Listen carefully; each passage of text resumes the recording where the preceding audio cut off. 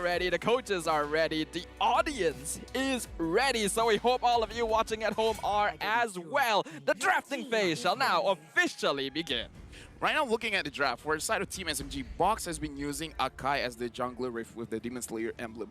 He is, in all sense of the word, he was an assassin player, but we have seen this player evolve into something different. And this is the thing, what I say, that James, he has a very good team on his side, because essentially, it doesn't matter what kind of draft that he wants to bring, the players will respect him and be like, you know what, you're the coach, we believe you, we're going to execute it. Because, you know, talking with Hate, in terms of his hero pool, he said, yeah, I kind of don't mind whatever James wants me to do, I'll do it.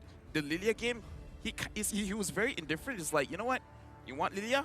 I'll give you Lilia. And it was an amazing Lilia performance. But a lot of this does also come down to whether or not the player has the skills and the hero pool to be able to pull off such a thing. Yes, being able to listen to your coach and draft exactly the lineup that they're planning to go for makes a lot of sense strategically, because they can look at it from a wider perspective. But if the player themselves doesn't have the mechanical skill to actually pull off the hero in the first place, it becomes more of a detriment than an advantage. So it does make the job of a coach quite difficult, knowing how to balance the team lineup with your players' capabilities. Yeah, and I do want to bring this up because I've seen quite a few games where it looks like the dynamic of the first pick as well as the second pick have shifted, where before this, if you were in the second pick, you have this heroes that no matter what, you gotta ban out, and one of them was 1-1. But now it looks like whoever is the first pick, they have to ban this 1-1 because they have other heroes that they want to prioritize. They don't want to take the 1-1 first pick, but they understand the strength of this hero where you can't let the opponent take it as the second pick. So even if you are a first pick draft, you still got to be careful on the heroes that you're going to let out. And right now, Team SMG, they're banning out the Diggy. This kind of looks like Box is going on the HAQ again. Yeah, this is a direct challenge from Team SMG to Team HAQ. They're saying, we banned the Diggy, you know we want the HAQ. Are you going to ban it? Because if they're forced to ban the HAQ, it allows stronger heroes like the Julian, like the Ling, which are all still open to get let through the draft. Natalia as well, being a hero that a lot of teams have so far contested. You can see that nowadays the hero pool that's viable in the meta has become much larger than before, which allows the games to be a lot more interesting, but also makes drafting that much more difficult. Thamos has been banned, and to be fair, Thamos is super strong. So far, we've seen any XP laner get the hand on Thamos. They basically just win the lane, and then they can control 2/3 of the map. So I can understand this ban. However, it does show that they kind of want SMG to pick something up, meaning the HAQ, but it looks like they have a different answer for themselves. And I do want to say that the Diggy is actually quite beneficial for both teams, because Min, as a roamer, he likes those AoE catch style of heroes like the Atlas. So having no Diggy in the game kind of activates him as well. But yeah, you talked about Natalia, and Min's Natalia is pretty good as well. Yeah, this is actually quite comfortable for Team HAQ, and with HAQ picked up by SMG, an easy start would be something like a Julian Beatrix. We've already seen Team HAQ go for this before. Panda and Man's comfort heroes. Julian locked in, but not the Beatrix. They are going for the Esmeralda first instead.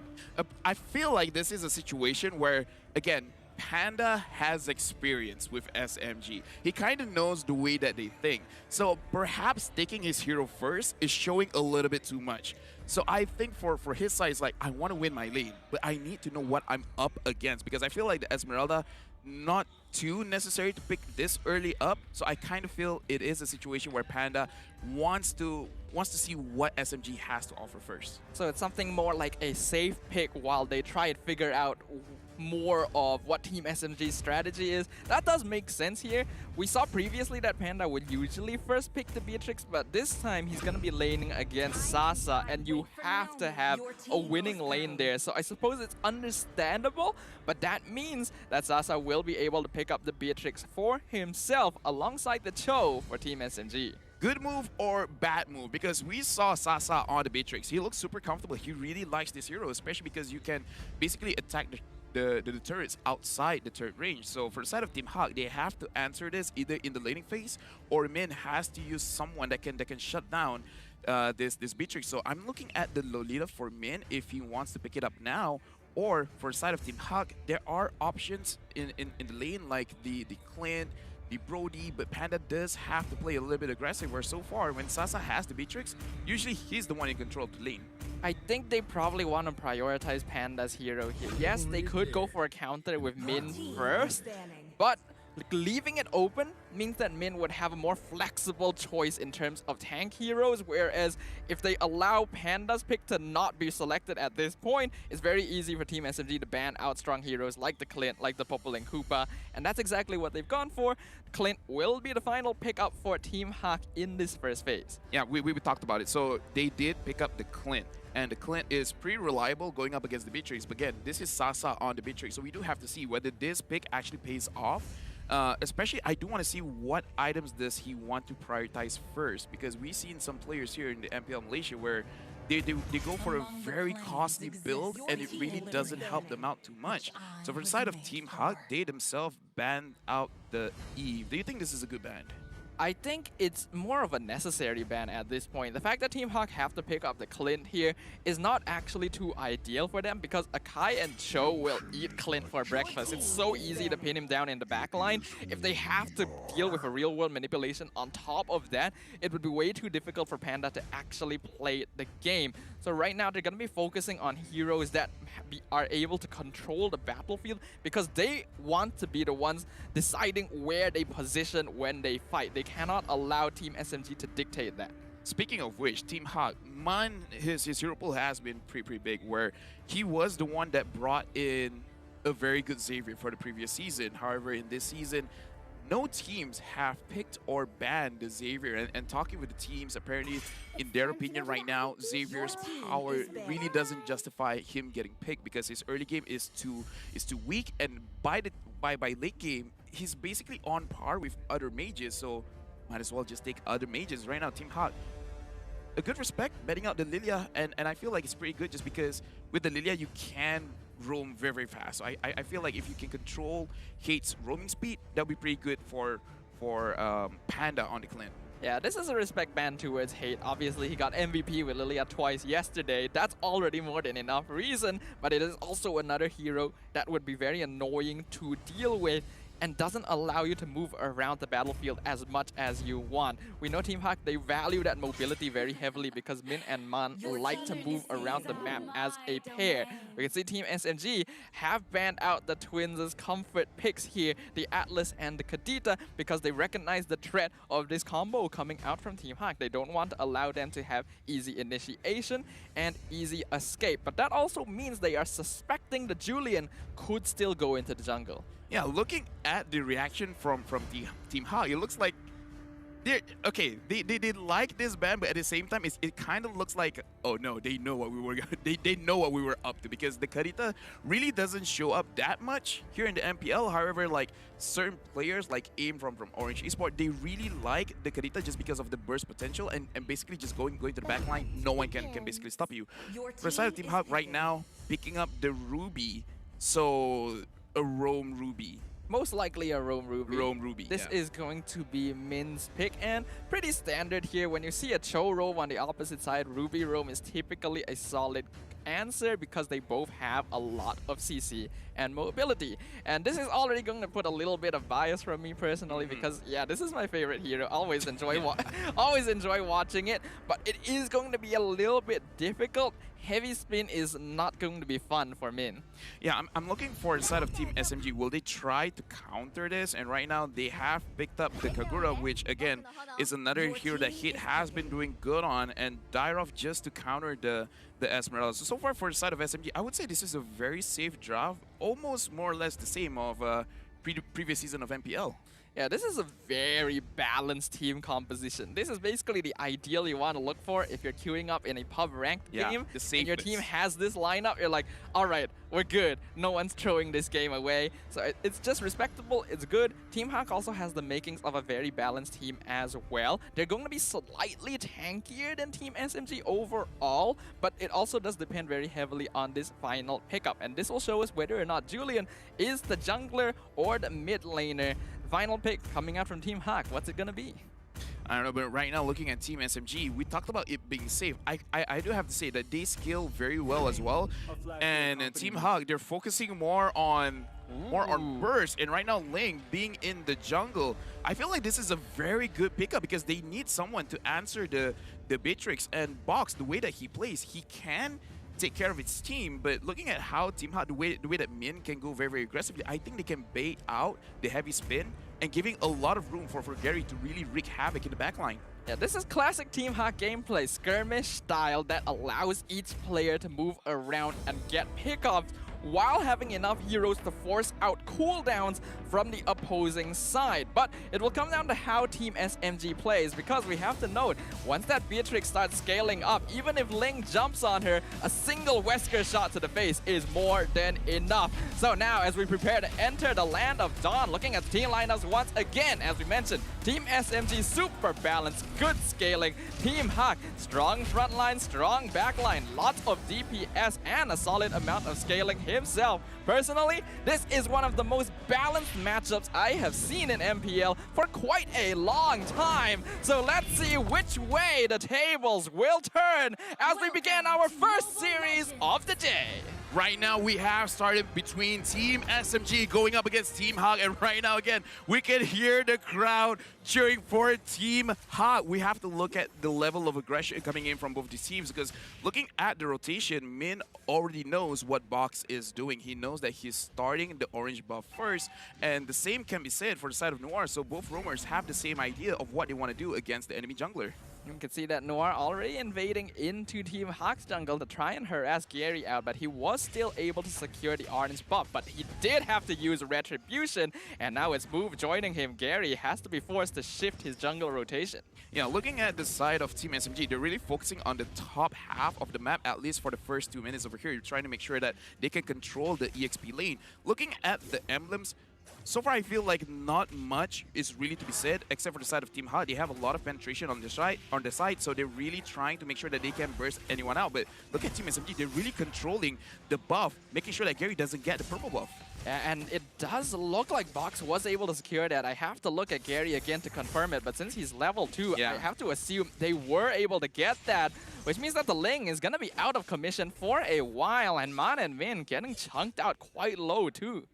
This is why we say that for the side of SMG, the draft is super safe, and Gary, he has no chance. Like, especially because he is using the assassin emblem, he's looking for earlier kills just because he has the extra penetration. However, with the farm being like this, it's being very, very difficult. Like, in terms of goal difference, it's only 400, but it's really the impact to the jungler. We can look at the roaming speed from Team HAQ. It's been severely lessened.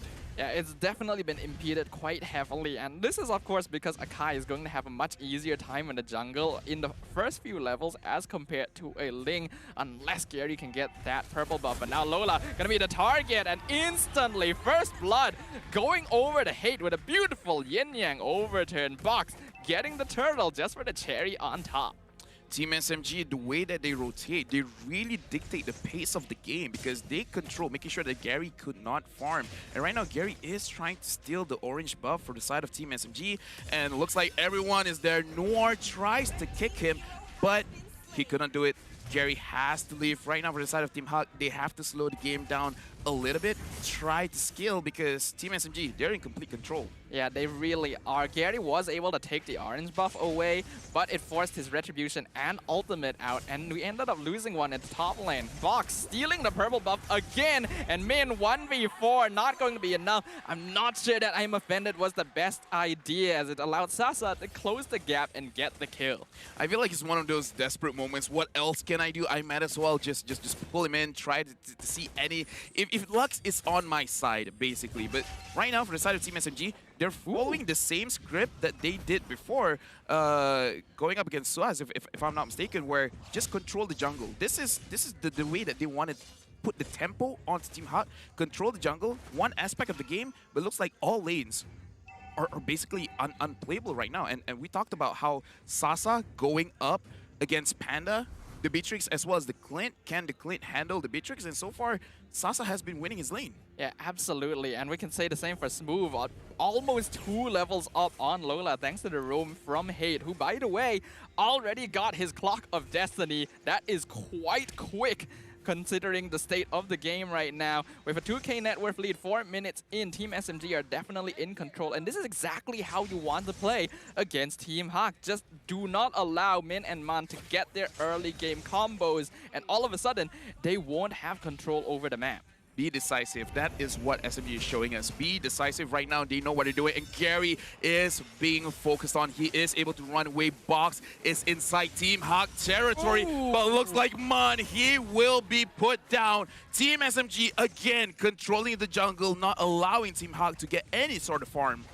And Box just consistently stealing buffs away from Gary. I'm honestly curious to see how many buffs have been stolen this entire time. Sasa in the bottom lane as well, clearing up the entire gold turret shield before it expires. So that's going to be a lot of money going over to the Beatrix. Yeah, right now 2,000 gold ahead. Noir finds 4 people of Team HAQ. He's just trying to run away. And looking at the way that Team HAQ is itemizing, Panda did pick up the endless battle, so I feel like they don't really have a choice. The only way they can really salvage this game is if they can hold their turrets. Looking at the itemization over here again, Panda has the endless battle and looks like he is going for a Blade of Despair. Quite a greedy build in my opinion, especially since you're on the losing foot of this game. Yeah, it's definitely a little bit risky, but understandable. They want to be able to catch up in terms of damage right now. What I'm mainly focused about is the difference between Hate and Man right now in the mid lane. 2 levels up on this Kagura. He already has boots completed, Clock of Destiny. Man only has his first item. So the mid lane control, which is very important in this current meta, firmly in Team SMG. Oh wow, look at Smooth, 20,000 damage. Like, he's so far ahead out of everyone, and I gotta say, I'm sorry Lola, but he's not having a good game if Smooth is dealing 20,000 damage.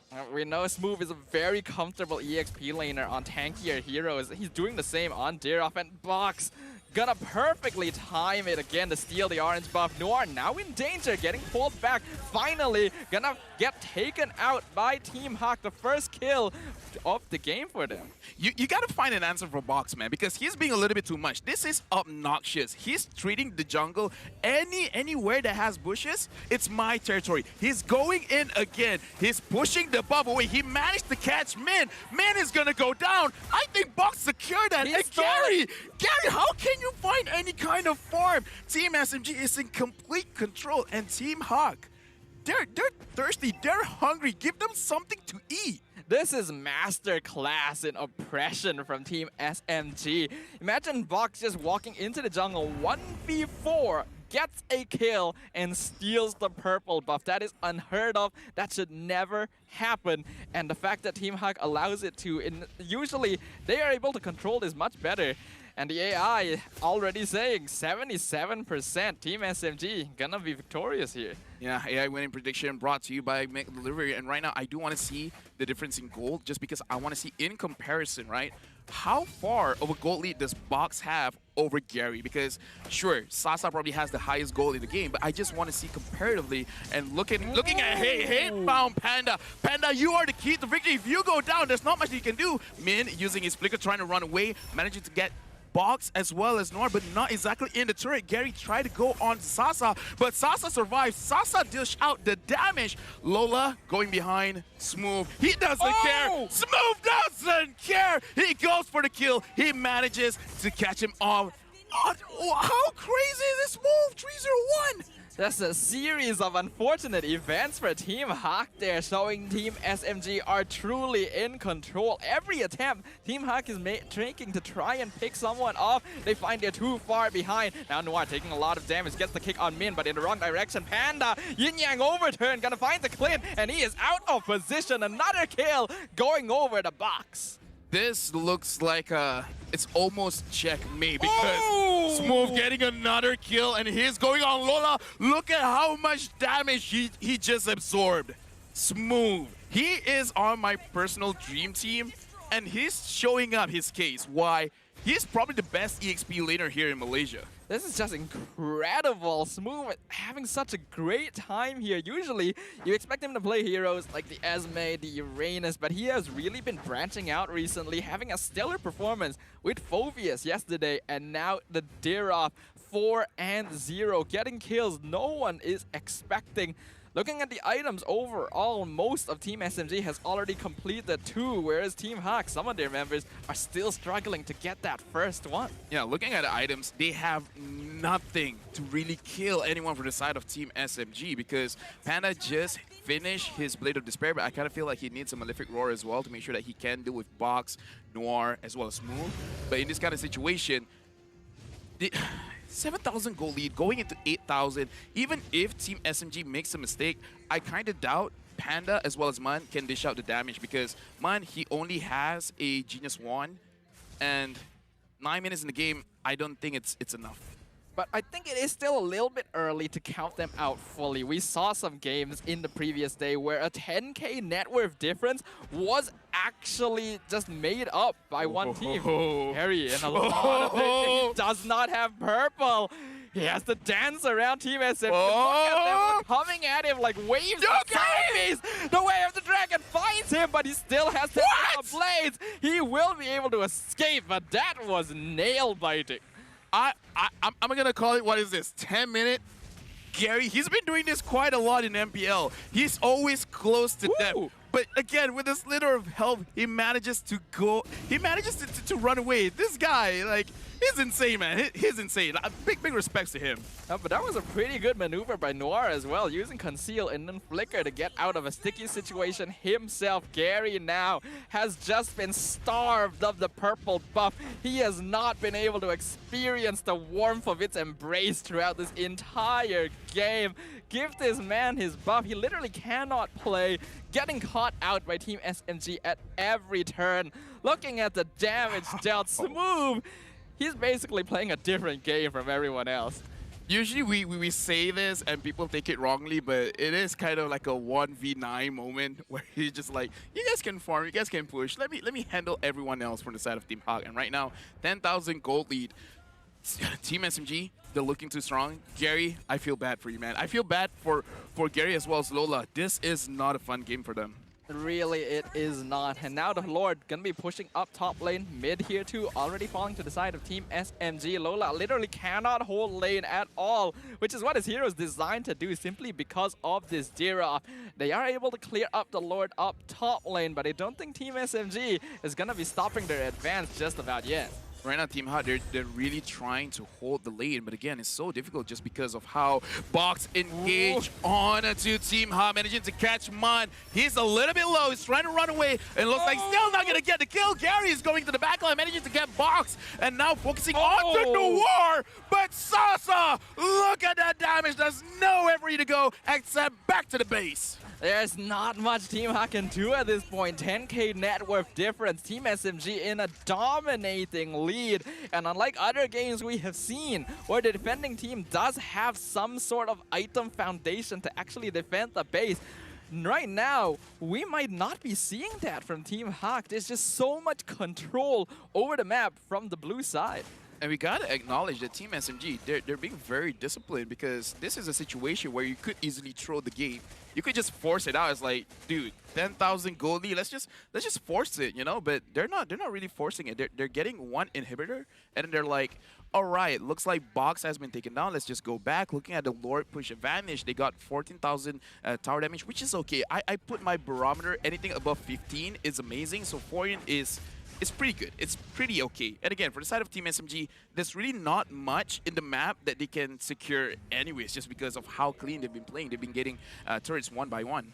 This is signature Team SMG gameplay. They just choke out their opponents. When they have an advantage, they're not going to let it go, and they're going to take it as slow and steady as necessary to confirm victory. Team HAQ, they want this purple buff, but Team SMG, I don't think they're going to give it to him. Tempest Blades comes out. Does he get it? He finally has the purple buff, but he might die here, and he will. Mega kill going over to Sasa.